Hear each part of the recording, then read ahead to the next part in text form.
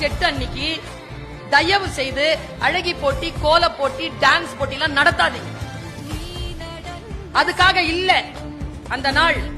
ஆணுக்கும் பெண்ணுக்கும் சரி நிகர் சமானமான கூலி வேண்டும் என்பதற்காக அமெரிக்காவில் பஞ்சாலைகளில் பெண்கள் நடத்திய போராட்டத்தின் விளைச்சல்.